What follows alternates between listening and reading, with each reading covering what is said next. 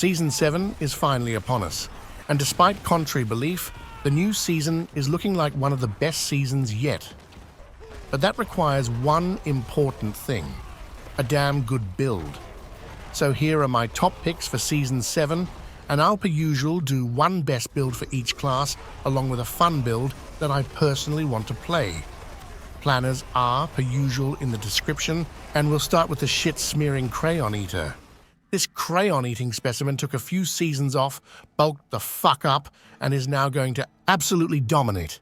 And it's all due to one reason, and one reason only: earthquakes, baby. Because goddammit, man, this skill got buffed to the fucking moon. Not enough to keep up with some of the other classes in terms of pit pushing, but for everything else, there is nothing you won't complete in the game. And basically, anything that has the word earthquake in it, you pick it, and you'll be speed farming tier 100s in no time.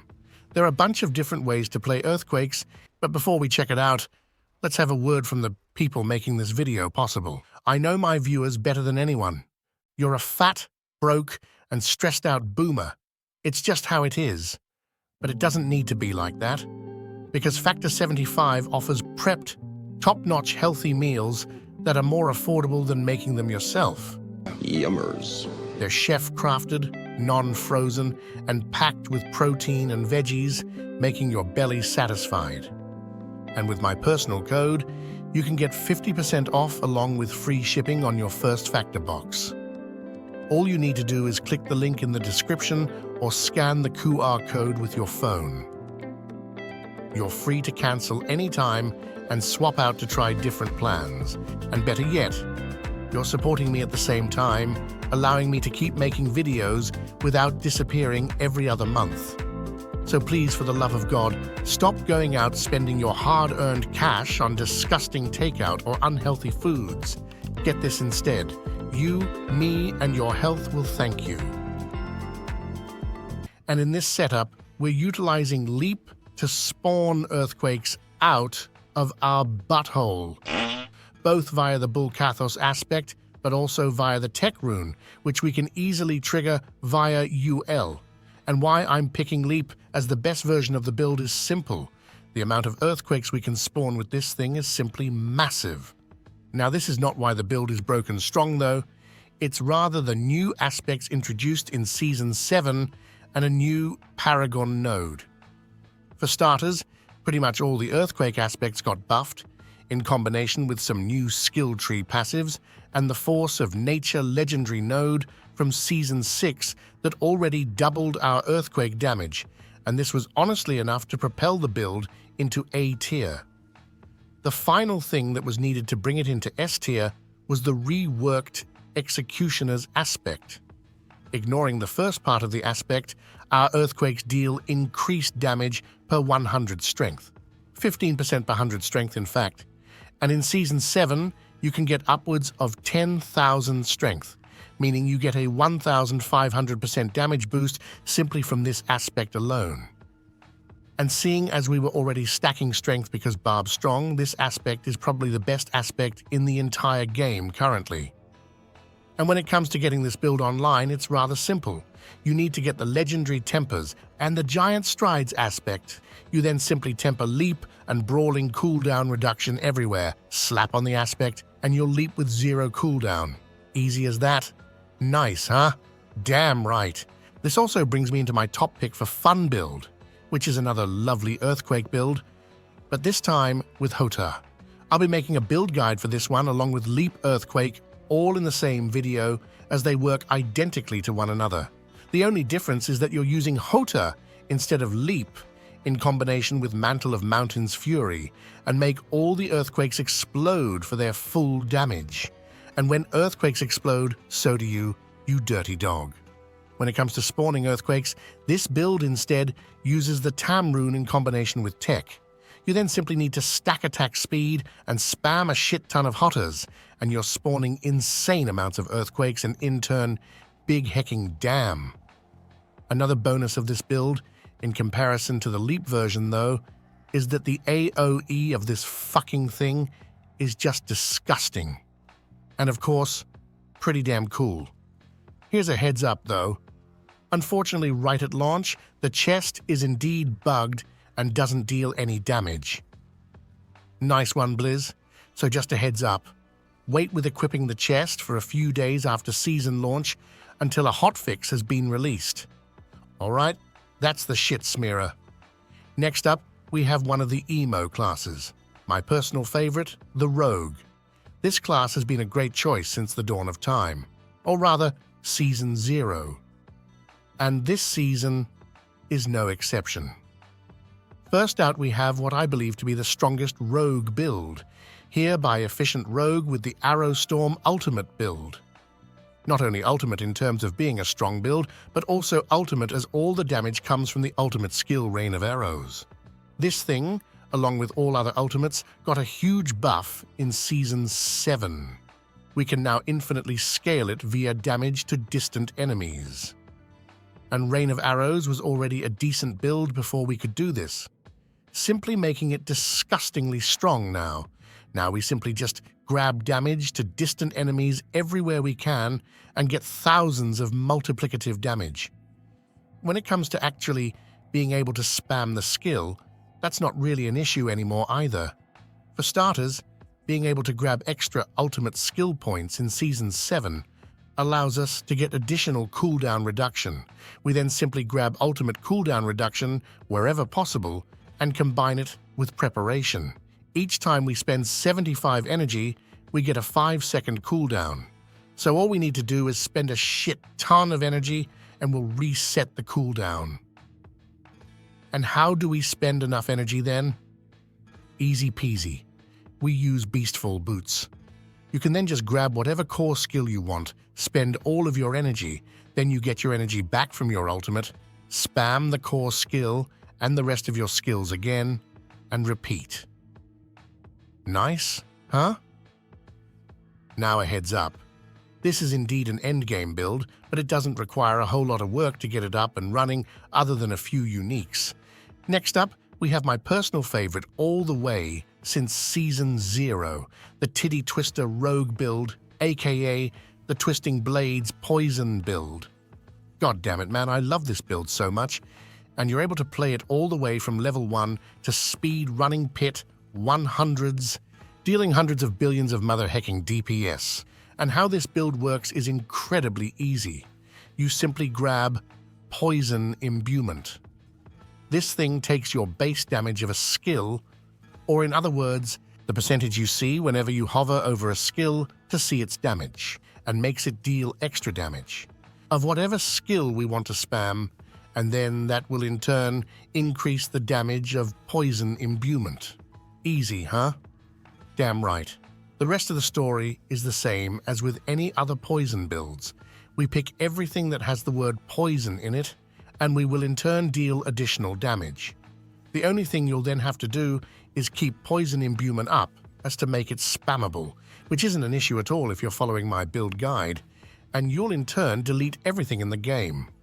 Now, what truly makes this build disgusting, though, is how one of our key passives work, Alchemical Admixture.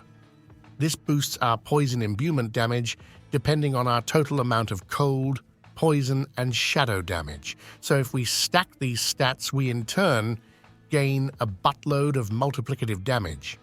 Want to know something cool, though? The stat non-physical damage counts as all of them at once, meaning 100% non-physical damage grants us 100% poison, shadow, and cold, for a total of 300% for this passive. This is what makes the build disgusting, as getting this stat is both insanely easy and triple dips with the key passive along with the paragons. Pretty broken if you ask me. For the next class we have the final emo of the day, the neckbeard-wearing Cringelord class. This class is also looking the best it's ever been in D4, and it's all due to the Blood Skills baby. And for the best Necro build, and also the best build in the entire game, we have the Bloodwave Cringelord. This fucking build was doing quadrillions of damage in the PTR. Fortunately though, it got severely nerfed to only deal trillions Lumao. Slap on some actual gear, and I bet you'll be one-shotting tier 150s yet again. Now Bloodwave is an ultimate skill. And going off the rogue build, why do you think this thing is so disgusting now? Yep, correct, due to infinite scaling in the new ultimate skill ranks. At rank 5, you're gaining multiplicative damage from both damage while healthy and damage while fortified. And you know what? These two stats are insanely easy to get. They're literally everywhere, in the skill tree, tempering manuals, and in the paragons. We can simply get a 20x multiplier or so without too much effort. On top of that, the Bloodwave skill got both some disgusting new aspects, most noteworthy the new Pantalooni's Kesim's Legacy. This fucking thing not only grants us double the damage from Bloodwave, Fortify, Bloodwave cooldown reduction, but also up to a 4x multiplier for our Bloodwaves. Yeah, that's pretty balanced.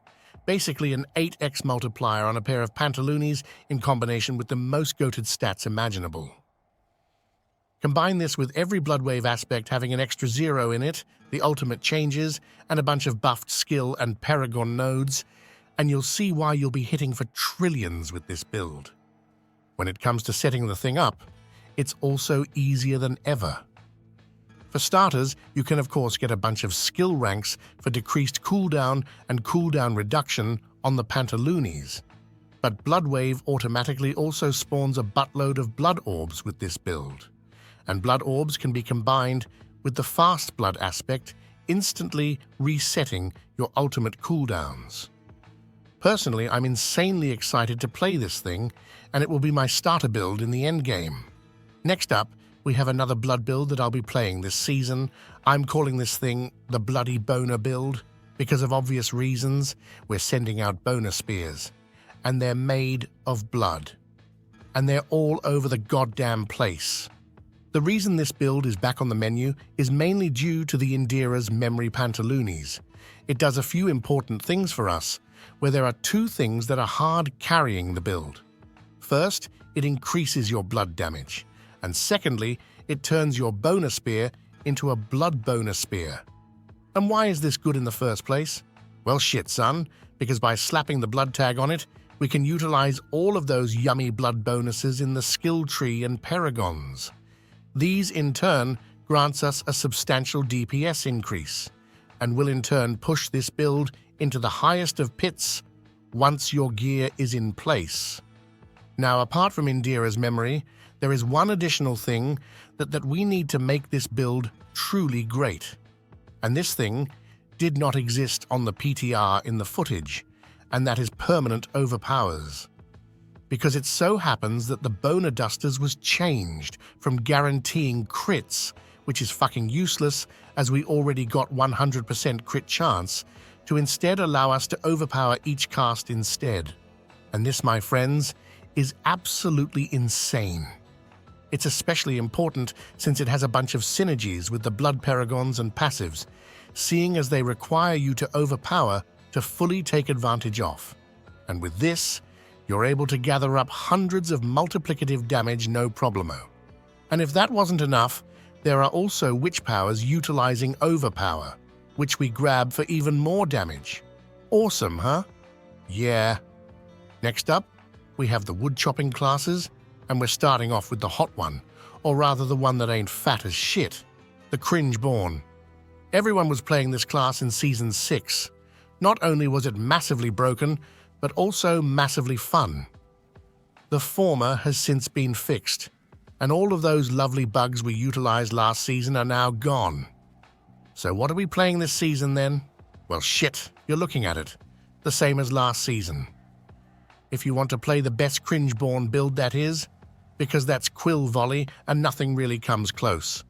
But now you may say, hey Mr. Paragaming, all of my favorite YouTubers have been talking up Razor Wings. Wasn't that great during the PTR?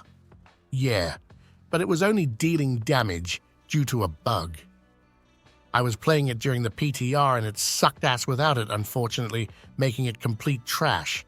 So Quill Volley we go. And how does this thing work then? Well shit, glad you asked. It works exactly like it did last season. Quill Volley is the Cringeborn skill with the highest attack speed and average damage of the skills, which means we take that and scale it further via Rod of Kekalika.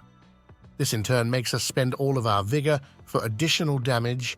This thing was gutted by a factor of 6 or something, but it's still going to be mandatory, partially due to the damage it provides us with, but also due to it spending all our vigor, which we can then combine with the Banished Lord's Talisman to overpower each hit. It's still a great build, and should allow you to speed farm tier 100s without any issues at all. Unfortunate for us, it's also hella fun, but you know what's even more fun? Evading. The regular evade build got hit hard from all the bug fixes, going from S tier to D tier at least. And with D, I mean disgustingly fucking trash. But there's one thing that didn't get hit nearly as hard, and that, my friends, is toxic skin. But first, how can we evade this fast? Well, shit, by holding down the Thunder Spike button and stacking enough cooldown reduction, you can evade non-stop. And if you're lazy, you can just combine the accelerated Thunder Spike with the Sepazontech unique and evade without cooldown. You're then fast as fuck, boy, and can fly through the maps. To then deal damage, we use Toxic Skin. This thing has incredible scaling, especially due to the measured toxic skin. This allows our poisoning damage to crit and also do it in an AoE. And this is what we want, the crit that is, because when combined with Noxious Resonance, you can infinitely scale poisoning damage and unleash them by critically striking. The infinite scaling in turn comes from additive critical strike damage, so as long as you're grabbing it everywhere, you'll get thousands of multiplicative damage no problemo and blow everything up in the game. And once you're geared, you should be able to speed farm tier 100s, and you should also be the fastest player in this game to do it, because this build is fast man. Alright, that's the Cringeborn, and next up we have the fat woodchopping man. This guy actually has a bunch new and cool builds to play this season, but the best one is looking to be the Cataclysm build. It indeed got nerfed since the PTR, but that's fine seeing as it was instantly deleting tier 150s and should be able to clear the highest of pits even now. So, what makes this build so incredible? Well, for starters, you will be able to keep Cataclysm up permanently, and it also snapshots, meaning if you stack up buffs before you trigger it, you can keep all of those buffs up for the entire duration, or in other words, infinitely. For example, you can make it always overpower and crit. And while this sounds annoying as hell, it's actually pretty easy to do. All you then need to do is just run around and everything around you dies. Great, huh? Indeed. And where does all the damage come from? I mean, snapshotting can't be everything. Correct, you beautiful human being. For a build to be truly great, it needs some kind of infinite scaling. This build achieves that via the Runeworker's Conduit aspect, allowing you to scale your damage the more willpower you have. And willpower is something we wanted to stack anyways, so win-win for us. Alright, and next up we have my personal favorite Druid build, the Boulder Chopper. This build was already great in previous seasons, and of course, it got massively buffed. Unfortunately on the PTR it was also massively bugged, allowing us to hit for negative numbers, but whatever, you should still see this build speed farming pit 100s. What's lovely about this build though, is while it did indeed get buffed before the PTR, it also got buffed after. You will now be able to spam your boulders while running, meaning this should be the ultimate speed farming build in Season 7. You'll just spam the boulders, make the thing spin around you, and fly through the pits like a coked-up squirrel. Okay, Mr. Paragaming, Big Dick Senpai, but how does the build work in the first place? Oh, I'm glad you asked, Mr. Fat Boomer Dad Gamer. The build works entirely via one aspect and one unique. The aspect being Metamorphic Stone, which turns your boulder into a core skill, allowing you to both spam it and benefit from all the lovely core skill interactions, and the unique being Dolmen Stone. This is what gets the boulders spinning around you, and also massively boosts your damage. Everything else we do is scale up our damage and defensives, and we've got ourselves a build. Great, huh? Yep. Okay, and finally we have the shittiest class of Season 7, the Sorcerer. And why is it shit? Well, Makuna is playing a Necro this season. That speaks for itself, I'd say. But fortunately for us, Lurkin and Makuna has forced themselves to keep up with the Sorcerer stuff and cooked up some lovely builds for the season. The best one being the Lightning Spear build. While Firebolt Shatter is stronger in terms of pit pushing, I wouldn't tell anyone to play that build unless they are my enemy, because holy shit is that annoying. So instead, we're focusing on the Lightning Spears here. Alright, and how does this build work then? Well, damn. It's all splintering energy, baby, and splintering energy only. Via this aspect, we can grant ourselves an infinitely scaling lightning spear damage. The thing scales via additive crit damage. On top of that, Sorcerer did indeed get a bunch of buffs this season. Is it going to be enough to keep up with the other classes? Nah, but it should allow us to speed farm 100s without any issues at all if you go the Sorcerer route. And also, this build is fun as hell. All you need to do to get the build online is stack a shit ton of cooldown reduction to make Lightning Spear spammable, and you'll delete entire maps with the bouncing Lightning Spears. Other than that, though, not much to see here. Instead, we'll check out the Lurkin Dino Destroyer build, because this build is looking magnificent, and it's the first season we've ever seen Meteor being an actual build. And with Meteor, we mean meteorites, because Meteor is simply a vessel for spawning meteorites via the Shattered Stars aspect. The reason we use this to deal damage rather than actually having Meteor do the damage for us is quite simple. Meteorites simply has way more scaling factors than the Meteors does. For example, via the aspect of Armageddon. A 4x multiplier on an aspect is pretty good. On top of that, the build got buffs all over the place, and if you're the type of guy that enjoys actually playing a fun build, this is the one for you. And who gives a shit about pushing the pit as long as you're able to clear 100s anyways? Alright friends, that's all for this one. Links to the build are in the description along with a link to Factor 75 for some great food. CIA later.